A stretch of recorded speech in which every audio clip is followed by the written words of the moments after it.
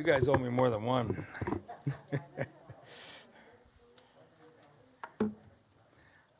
Good morning.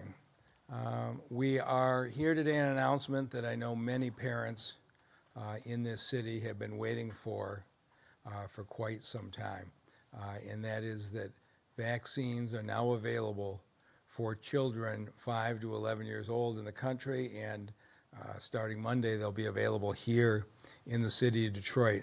I'm going to take a minute and show you what is happening and why this is important, and then you're going to get a chance to hear from some medical experts and Dr. Vitti, who I think has done a great job in getting all of the children back in school. There's no question it's not the same learning experience by Zoom, and the Detroit public school system has just done a terrific job.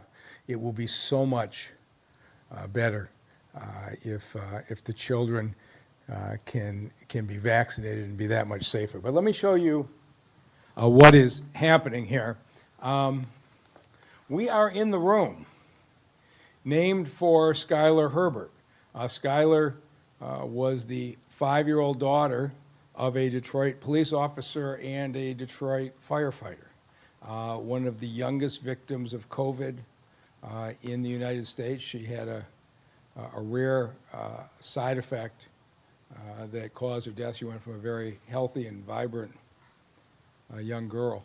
And so here we are at Detroit Public Safety Headquarters, and this conference room is the Skylar Herbert conference room, and it's a reminder to all of us how fragile life is. And if the Skylar's parents had the vaccine available a year and a half ago, there's no doubt that they would have acted to get her protected, but we never lose sight in the city of Detroit at what's at stake on this vaccination effort. As I've been saying for months, I expected in November we would see the COVID rate in Michigan climb. And this was a time I hoped that I was wrong, but what's happening is pretty predictable. The flu season in Michigan is pretty predictable. This is what the COVID hotspot map looked like in America in August. And down in the South, where people were indoors in the hot weather with the air conditioning, COVID spread rapidly. But up in the Midwest and the North, where in August we're outside, it did not. And some people thought that meant we were somehow protected. But in all the years I ran the hospital system, I knew November, December, January, people come indoors, they breathe in the indoor air, the flu spreads, and here's the way that same map looks today. It's reversed. In the South, where they're outside, the COVID spread has all but been eliminated. But up here in the Midwest, and particularly in Michigan, it is climbing right now. And as we head toward Thanksgiving, folks who are not vaccinated are going to be more and more vulnerable. And of course, we've had issues at the schools where the vaccinations were not approved for children under the ages of 12, and that's been something that I think every teacher, school administrator, and many parents in America have been waiting for. So the Pfizer vaccine, now been approved by the CDC and the FDA. It's been proven safe and effective. We got, every day, 450 children in our state are coming down with COVID. And up until now, we didn't have any way of preventing that. Starting now, we do. Because as the tests have shown over and over, the Pfizer vaccine effectively prevents your child from getting COVID. I suspect the Moderna vaccine will get approved in the coming weeks. Pfizer was just ahead of the schedule on the clinical trials in demonstrating how it worked. And on the rare cases where a vaccinated child does have a breakthrough infection, those infections have been mild. It will protect you almost surely against getting it, but if you get it, protects our children, and really adults too, from being hospitalized. And so somebody says, I got vaccinated, but I still got sick. It's possible that happens. It's extremely rare that I've been vaccinated and I'm in the hospital because your body fights it off that much faster. So the city of Detroit is now offering appointment-only child vaccine clinics for 5 to 11-year-olds. And let me tell you what we are doing. We're going to be doing this at the Health Department office at Mack and Woodward, Monday through Friday, 4 to 8. You can bring your child over after school, or at the Northwest Activity Center.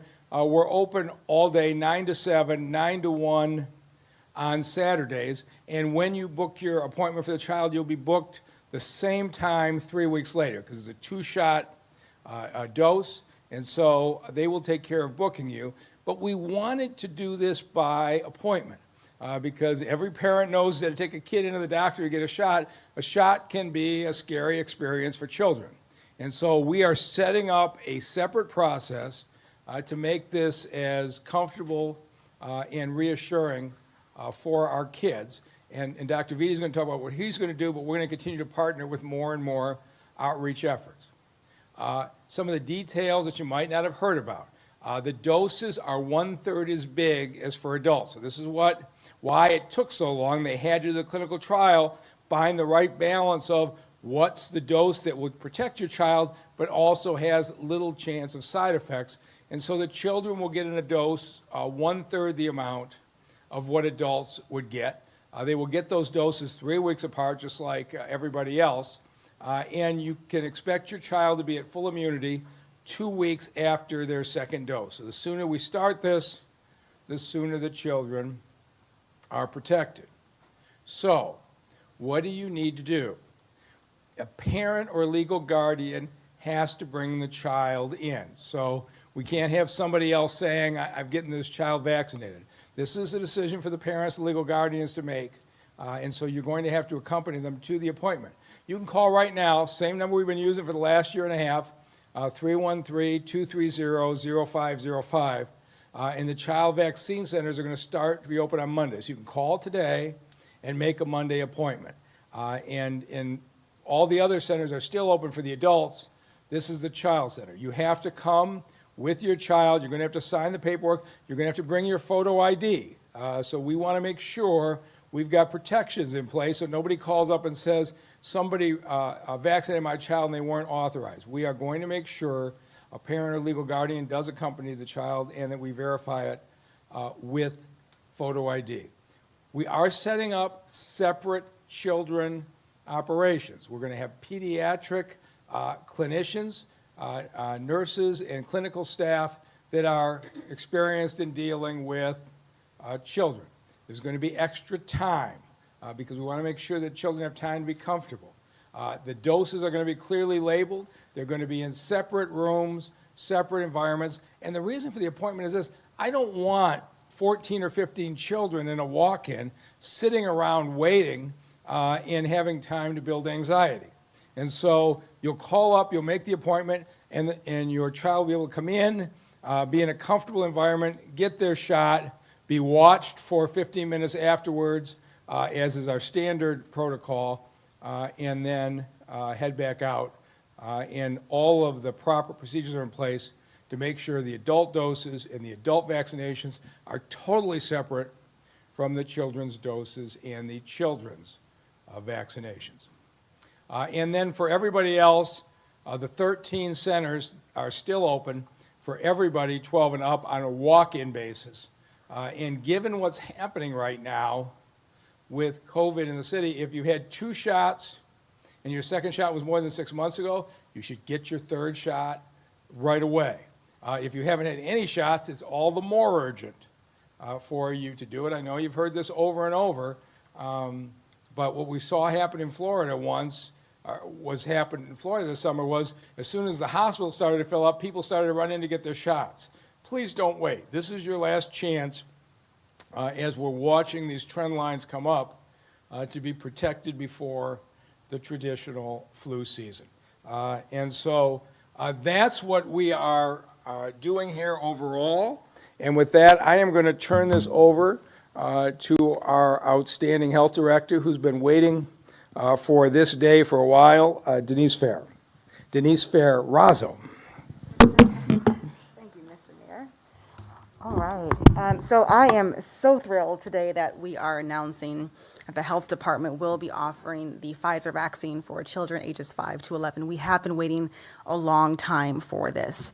To date, there are approximately 68,000 Detroit children who are now eligible for the vaccine, ages 5 to 11. Now, I don't have children, but I have 11 nieces and nephews. And they now have the opportunity to get vaccinated, and it gives me so much comfort knowing that they are protected and they will keep their family and friends protected. We know that the number of COVID cases remains high in children, and so until we can get more children vaccinated, until we can get more people in the city of Detroit vaccinated, these numbers will continue to increase, which is why it's so important now more than ever to take the time to get vaccinated. As the mayor mentioned, now that we're rolling out the vaccine to all sites across the city, we are taking steps to make sure that your children are protected when they come to either the health department or the Northwest Activity Center. I know the mayor already mentioned some of those safety protocols, but I wanted to take the time to just mention one of them. We are giving more time for each appointment to allow parents who may be full of anxiety taking their child to get vaccinated. Sometimes could be a traumatic experience. So we are allotting enough time for the clinicians to talk to the children, to talk to parents, to answer their questions, again, to help ease anxiety and to support them through the process. As the mayor mentioned, the vaccines are very different, the adult vaccine versus the pediatric vaccine. So we are being extremely careful. The vaccines come in 2 different containers. They are separately labeled, they're color-coded, and there are syringes designed specifically for children. So again, we do want to make sure those safety protocols are in place. And I again encourage you to give us a call right now. The lines are open to schedule your child to get their appointment. Again, that's 313-230-0505. And also, again, please avail yourselves to all of the available vaccine clinics that we have across the city, whether you want to go to a rec center or one of our churches, the TCF Center or the Northwest Activity Center. There are multiple places for you to get your vaccine. You can call and make an appointment, or you can just walk into any one of our locations. And finally, in closing, I know parents and legal guardians may have lots of questions about getting their child vaccinated. And so at the health department, we have nurses that are available Monday through Friday. You can give us a call and ask any question that may be on your mind. You can call us at 313-876-4000. You can also tune in next week on our Facebook page. We will have a couple of physicians that will be hosting a town hall on Monday and also Friday to answer all of your questions as it relates to the vaccine. We know vaccines work. There's no doubt about that. And it's our best tool to get out of this pandemic for good. So please take this opportunity to get your vaccine. And now I'm going to introduce Dr. Carla Watson. She is a pediatrician at the Children's Hospital of Michigan, and she is going to provide you with additional guidance about the vaccine. And so, Dr. Watson, you're up next. So, my name is Dr. Carla Watson. I'm a pediatric neurologist at Children's Hospital of Michigan, and it's such an honor to be here. I'm actually a Detroit lifer. I'm born and raised in Detroit, and so it's such an honor to be able to speak to my community about something that's so important. So I really wanted to start I want you guys to remember how COVID-19 can affect kids. A lot of us, we remember that it doesn't affect them as severe or as often. However, it can. And when it does affect them, it can affect them in a very special way. There is actually a syndrome, it's called multi-system inflammatory syndrome in children. And this could be very devastating. It can affect multiple organs, and oftentimes this requires children to have hospitalization and ICU admission. Fortunately, most do well. However, the risk is death. So we must take this very seriously. I am very excited about this. I am not only a pediatrician who is currently in the hospital, and I see these cases on a daily basis, but I am a mother. I'm a mother to a 5-year-old male who has an underlying medical condition that put him at an increased risk of complications from COVID-19. So I take this very seriously. I am really looking forward to getting the vaccine for him. I want to assure you that it is very safe. We have been studying this vaccine for a very long time. And in children, fortunately, they only need a third of the dose because their response is very robust. They produce a very effective response. And so they may still be able to contract COVID-19, but fortunately, the complications may not be as severe and they may not contract it as often.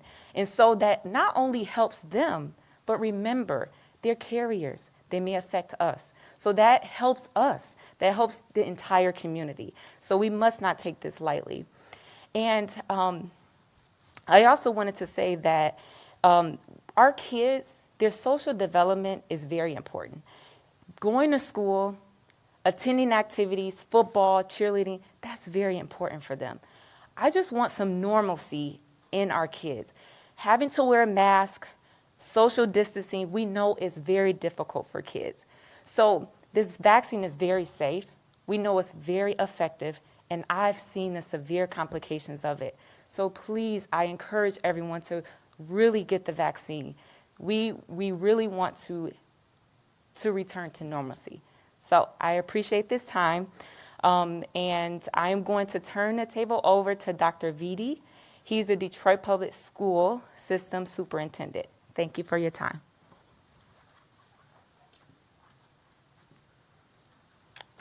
Good morning, everyone. This is exciting news for us as a school district. Obviously, we're back in person. It's exciting to see our students back, but it's been challenging. And I commend our principals, our assistant principals, and our teachers, and our support staff. They always make it work, but they're making it work in a different type of learning environment because COVID is still a reality. This vaccine, I think, will allow us to move to the next step of this return to normalcy, whatever that means. But with that said, we will partner with the Detroit Health Department, as we have been partnering for the past almost 2 years now, with information, awareness about the vaccine. We'll also open up our schools on weekends during the school week so that students can participate in the vaccine, and anyone who hasn't had the vaccine yet participate as well. Not only is the vaccine important because it can keep the individual children from ages 5 to 11 safer, but it keeps homes safer, it keeps family members safer when students come back to school. But in the context of learning, it allows the learning process to return to normalcy, meaning if a child is vaccinated, even if they're a close contact to someone who may be positive, they do not have to quarantine.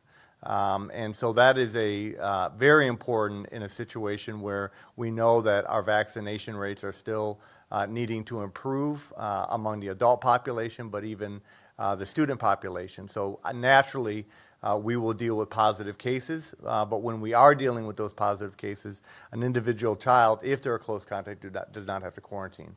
And that allows that individual child to continue normally with the learning process.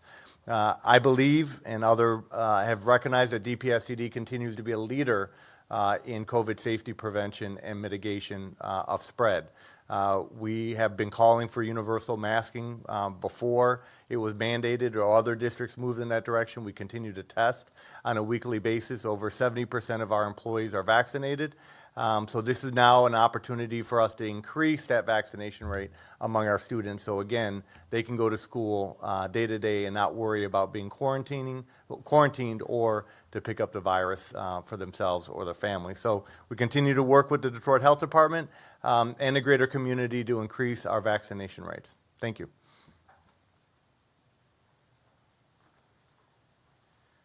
All right, with that, we'll take any questions.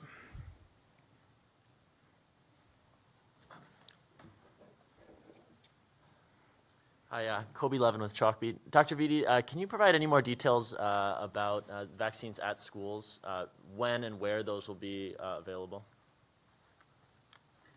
So we're still working out the details. Definitely weekends are going to be optimal to work around family work schedule, and the family has to be there with the child. So it'll be hard to facilitate a vaccination process during the school day and during the work week.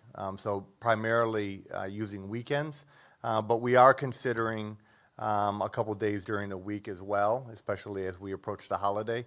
And we're working out those details as a school district and even with the Detroit Health Department. Dr. Vitti, I had one for you also. John Hewitt, WWJ. When you talk of challenges, I know there are 4 schools right now on remote. Can you give a little more context on how they're doing, and at what point with COVID cases coming and going, do you get a tipping point where you have to close a school down like you've done? Can you give us a little more detail? Sure. So we try to avoid that at all means, just because it's taken us a long time to just get back to in-person learning. But at the same time, we rely on the advice of the Detroit Health Department to make those determinations. So just to give you a sense right now, since the beginning of the school year, we've had about 680 students that have tested positive, only about 133 staff, and that's because 70% of our staff is vaccinated. But the challenge is quarantining. So we've had over 3,000 students that have quarantined and about 160 staff members that have quarantined.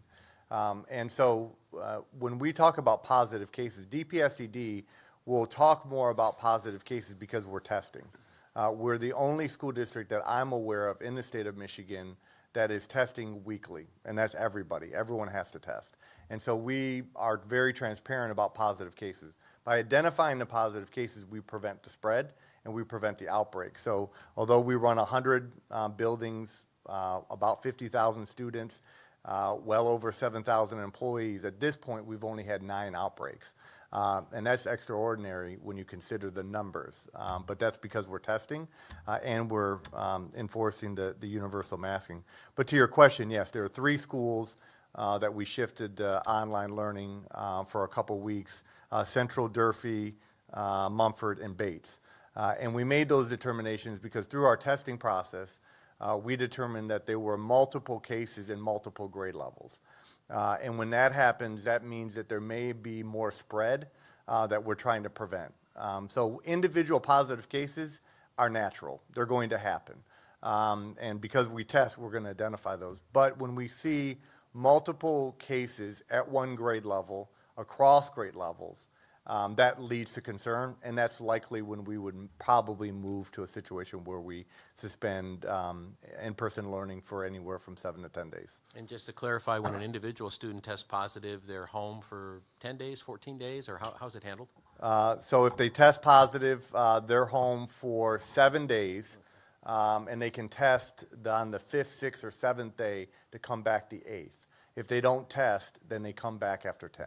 Thank you. I only have one more question for either the mayor or Denise, whoever wants to take it. I believe the latest figures I saw, 47% city residents have been vaccinated. Just the overarching question we've talked about previously, especially with children, a lot of people have different concerns. You know, getting people to buy in, I guess, is the point, when overall we're still not at 50% with adults.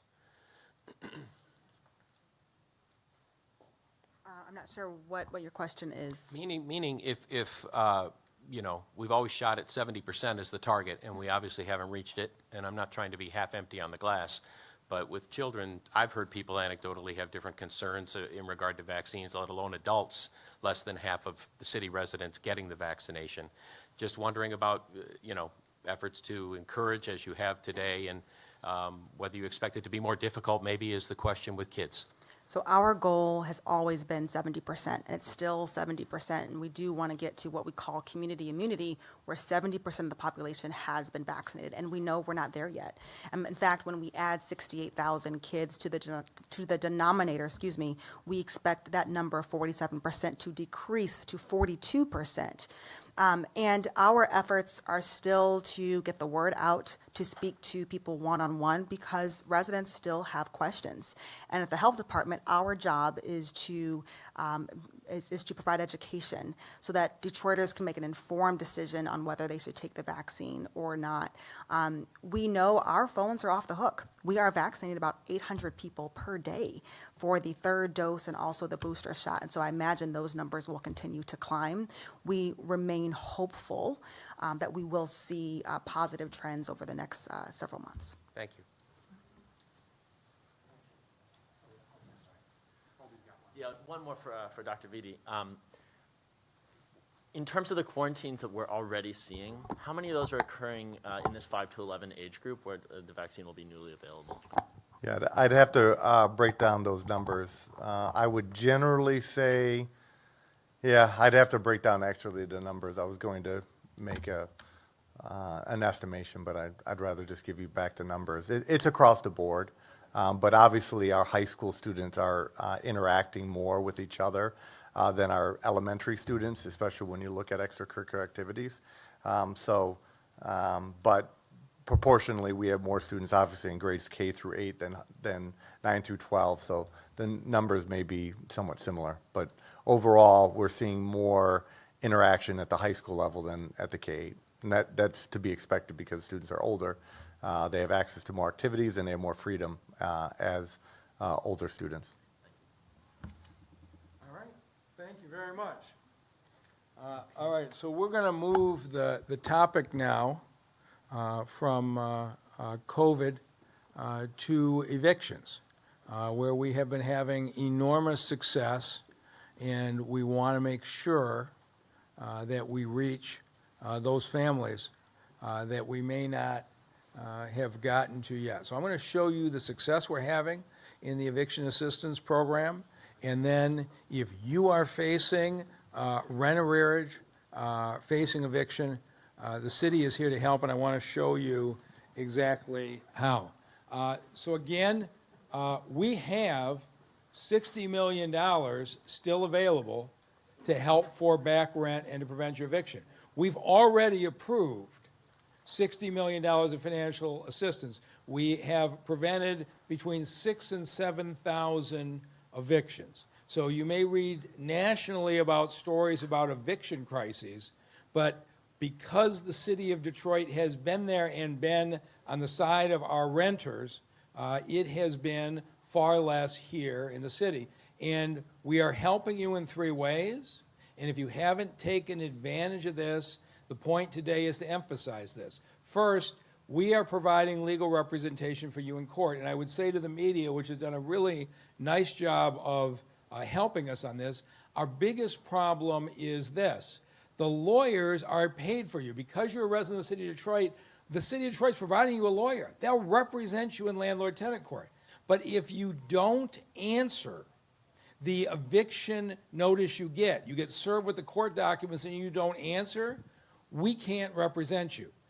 Even if, so when you get the document, you can call us, we'll get you a lawyer right away, or the day of your hearing, if you just log on to that hearing, the city has courtroom lawyers who are representing every person that comes through. So if you just log in and make your appearance in court, you'll immediately have a city attorney representing you. So this is one of the benefits of being in the city of Detroit right now, is you have a lawyer if you're being evicted. We can do a couple of things.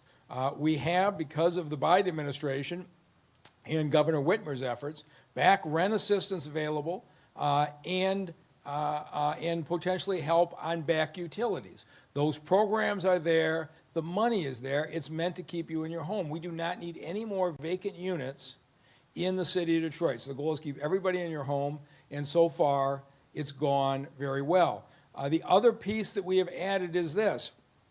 While we can help you in your back rent, if you would like to get into a good paying job quickly so that you can handle your future rent, Detroit at Work has an immediate job placement program. And I'm really pleased with the number of people that we are seeing who are saying to us, and I'm talking to the folks on the phone all the time, and people who have, normally it's not one thing that's happening in their lives. Normally there are a number of pressures that are occurring, and we can say, okay, we'll get you a lawyer.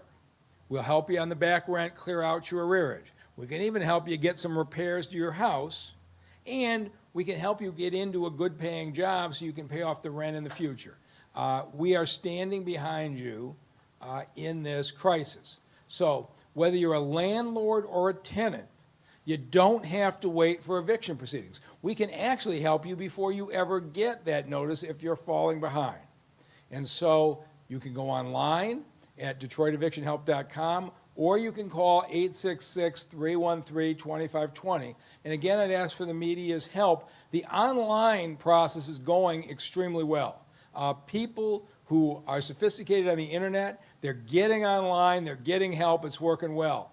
It's the folks who aren't on the internet, who need to dial this number that we're really looking to reach today. And I hope the media will help us in this to say, if you're behind in your rent, you're not on the internet, call this number and we will walk you through it and we will get you your lawyer. And the staff at Wayne Metro will help you do the process right over the phone. 7,000 families, 6,700 plus, have had their evictions prevented already. We have this down to a science. We've added more lawyers, we're adding more capacity, and we want to be there to help you. So, what if your landlord hasn't already started eviction? You can still get help.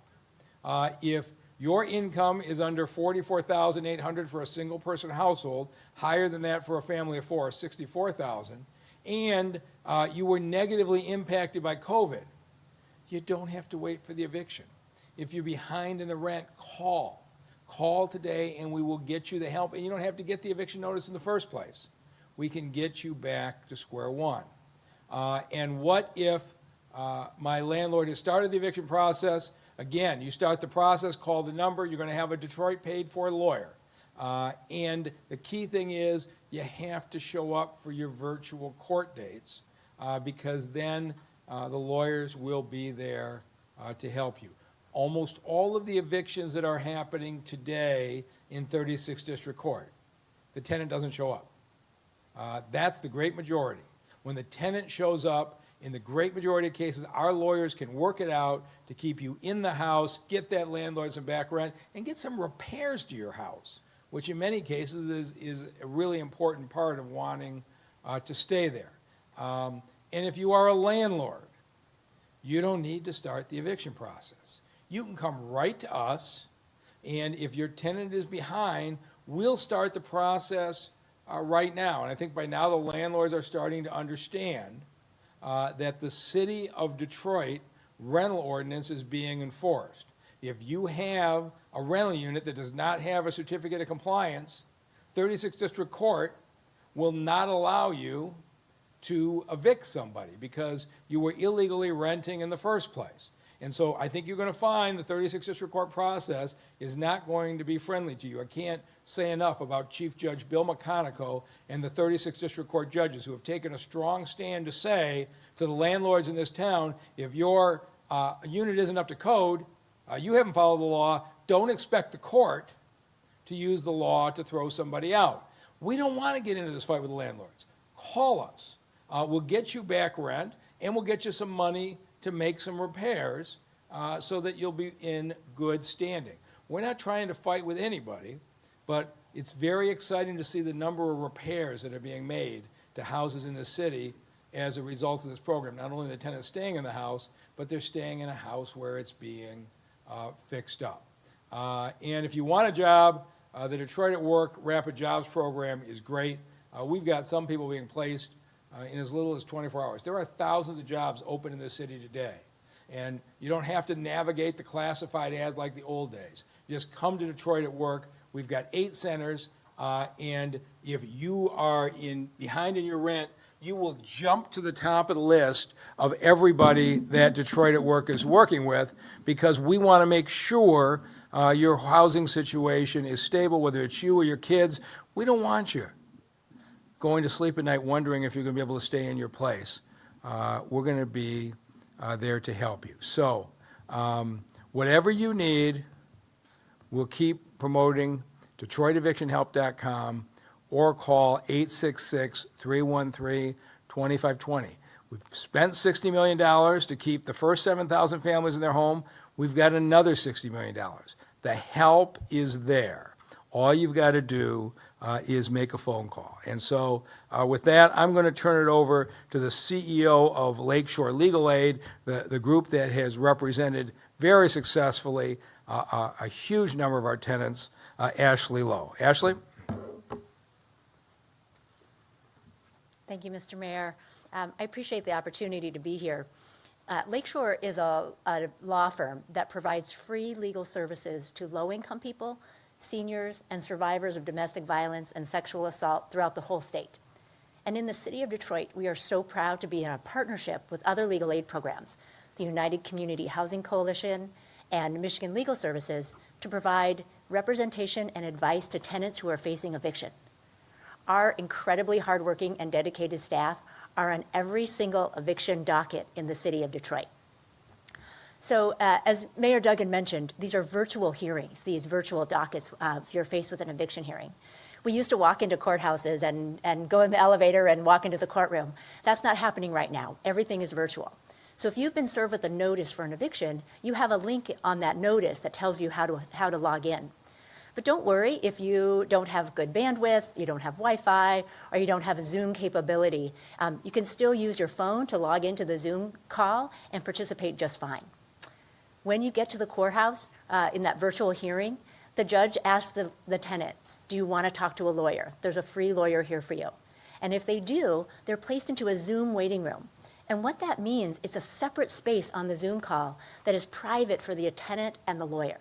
So nobody can hear, the judge can't hear what's going on, and the landlord can't hear what's going on.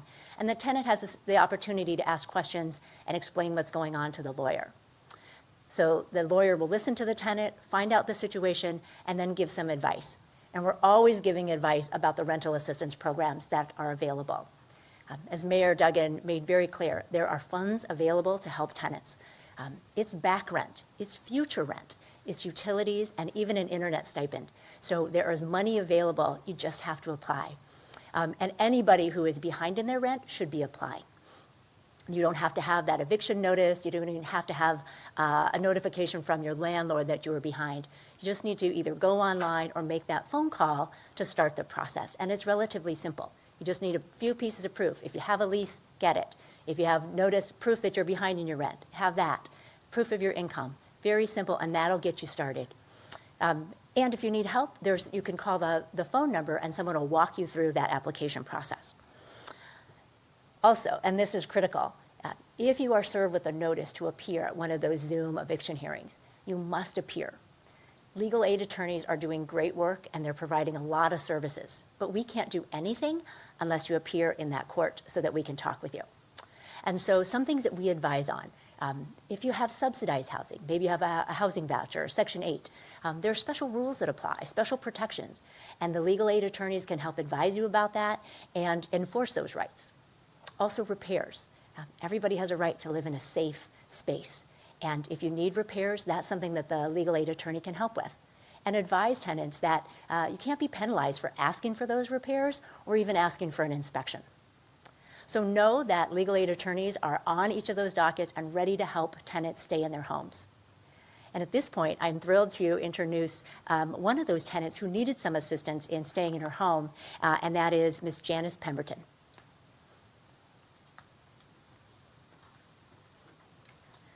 Thank you very much. I want to thank Mayor Duggan, Corey, and Chelsea for calling for me to come down. I appreciate it. My name is Janice Pemberton. I live on the east side of Detroit. I've been in Detroit since since 66. So I got behind in my rent because I had a roommate, but when he passed, I fell behind. And I called my landlord, and he came over, and we had a talk, and he introduced me to this program. So I called, and I did what they asked me to do. But I have a jewel of a landlord. He never evicted me. He never told me I had to move. He worked with me. When he came to pick up my rent, he took what I had, and he never asked me, when you going to have this, when you going to have that. But he really is a good guy, and I really love him for letting me live in my home because I have a handicapped daughter. She had a stroke, and so she lives with me. She had a stroke at work. She had 3 strokes, really, but the last one was real detrimental. And I appreciate Mel Duggan for having this program and introducing and helping me, and I thank God that I didn't have to move or whatever. And I really appreciate this program. And it's so many people that need help, but they don't know how to reach out for it. And I am so glad that I was here to speak. If they are listening, whoever needs help, I advise them to go into the SEER program and get help. And I appreciate that, and thank you all for having me. That was fantastic. Thank you. And so, Ms. Pemberton, I think, did a beautiful job. We have nearly 7,000 people like Ms. Pemberton. Everybody has an individual story. People were hit hard in this crisis, and we're there to stand by you and to help. And we will help you just as we help Ms. Pemberton. Thank you so much for telling that story, and we'll take any questions now on the housing issue. Yeah, Mayor, I just wanted to know, you said 6,700 with the first round of money, and now you have another 60 million. Do you anticipate similar numbers, and or how do you characterize the need as far as how many households are out there, in this situation? Well, what's happening is this, that for a long time, the 36th District Court had a moratorium on the final writ of eviction. And so there weren't a lot of people actually being forced out of their homes. That's been lifted in recent months, and the court dockets are picking up, which means even though you might have felt comfortable 3 months ago, 4 months ago, it's likely the process is working against you. And so we're just trying to get out the word that the evictions are real in moving through 36th District Court, and if you have one of the city lawyers representing you or you call Wayne Metro, we're having an extremely high success rate in keeping you in your home. So really, the point of pushing this out now is that as the court dockets open up, it's that much more important for you to make sure you respond to your pleading, call us, and we'll keep you in your house.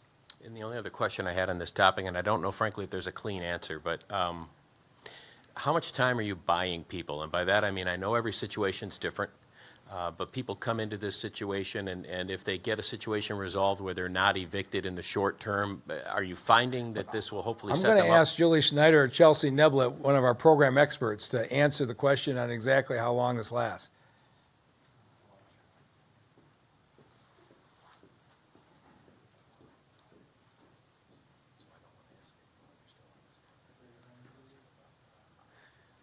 Good morning. I'm Julie Schneider. I'm the director of the Housing and Revitalization Department. We expect the program to be available until late next year, at least based on the U.S. Treasury program. As far as how much assistance we're able to provide through this program, we're also able to provide 3 months of forward-looking rental assistance. So if we've served at a time, so if we've served a household previously with arrears, and for whatever reason, they're still facing that COVID-19 hardship and still having difficulty paying rent, we are able to provide 3 months of forward-looking rental assistance.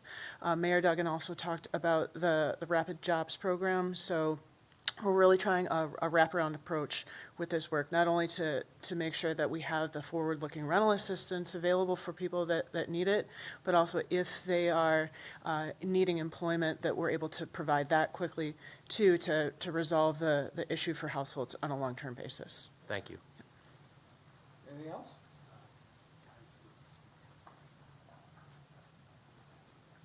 Or whatever. You want to ask it? Go ahead. Since nobody else, I had one off-topic, Mayor, and that was the news this week out of the City Council meeting Wednesday, where Inspector General Aha mentioned she's at an impasse with Corporate Counsel Garcia, has appealed to the Attorney Grievance Commission. I don't know what thought you have on the impasse and what she laid out the other day as feeling Corporate Counsel is working in defense, if you will, of employees perhaps under investigation. The Corporation Counsel is providing legal representation to our employees, as they should be. The 2012 City Charter created the Office of Inspector General, and it gave the Inspector General the power to compel city employees to come in and be questioned, to place them under oath, and it puts the employee under threat of prosecution for perjury if they make a mistake. That same charter said that the Corporation Counsel can provide legal representation to employees on those procedures if it involves their job. That is, you don't force your public servants to go in without legal protection. Last year, the state of Michigan addressed this.